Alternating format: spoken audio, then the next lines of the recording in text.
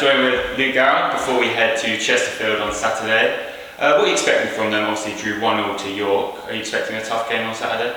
Hugely. Beat Bromley 3-2 the week before. Lost to Eastleigh 2-1.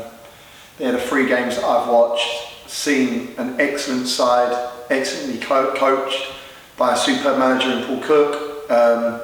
Personnel throughout their whole squad that can cause you problems. They've changed personnel recently in the last 3 games. The Asantes, Mandeville, Dobra, Cooper, they've all played in the flanks. Then you've got Jones has come in the last 2 games that I've watched, just sat in front of the back 4. They've stuck with the same back 4 in the last 2 games.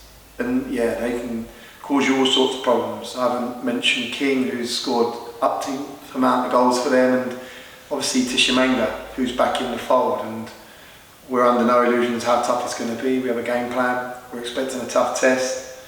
A good fan base. They sing their hearts out up at Chesterfield, so we need to ensure that we quieten them and concentrate on our game plan. Yeah, well, how do you ensure that your game plan is effective? Is that something you've been working on during the week? We worked on it yesterday, obviously double down on it again today.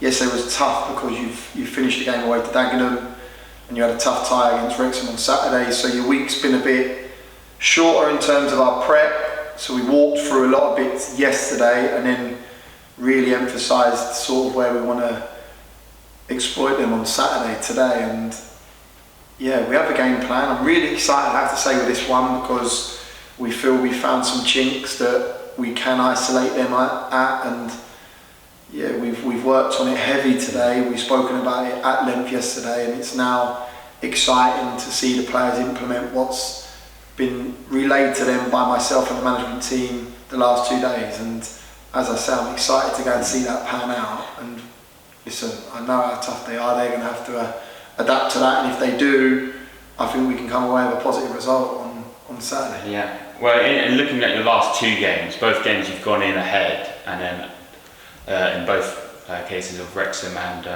Dagenham, the team has equalised. Is that something that you've been looking at during the week to try and maintain that lead?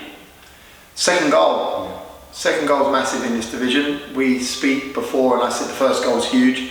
To get the second and get that gap's massive. You see in the games that we've played, every time we've conceded, I think we conceded first 8 times and got 4 or 5 wins and the rest draws.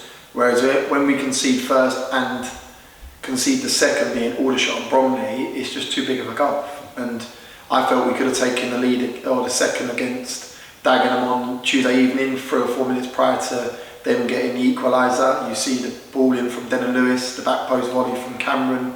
I think Marshy, this is me not talking out of turn, but I think Marshy needs to score, and then Femi gets the opportunity to work the goalkeeper and we don't. And yeah, listen, we've spoken about that, we've addressed it. It's great that we've taken the lead in 2 very tough games, but when you're having a spell, can you go and double the lead? And that's something that we'll be looking at on Saturday. Ideally we take the lead and double it as soon as possible to ensure we do have a buffer. But yeah, the first goal in this division is massive. To get that buffer is just as big, and it has been addressed, and hopefully, fingers crossed, the 1 goal's enough on Saturday to win it 1-0 and back down to South.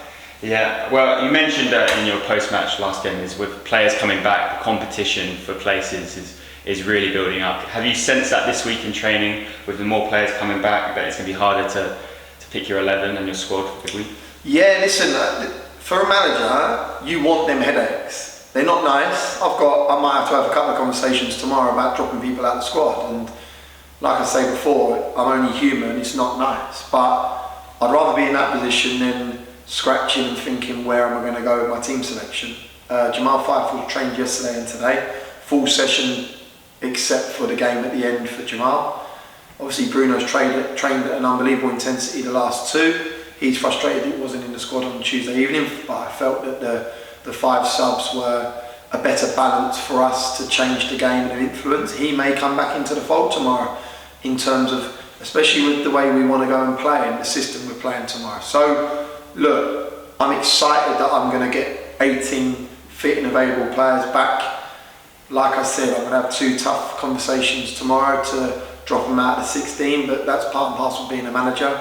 I want to be in this position. I want people fighting for their spots. I want the ones that come on and influence me enough to start them in the next game. So I'm happy with where we're at. The chairman keeps asking, do we need anything more? And I keep saying at the minute we're good.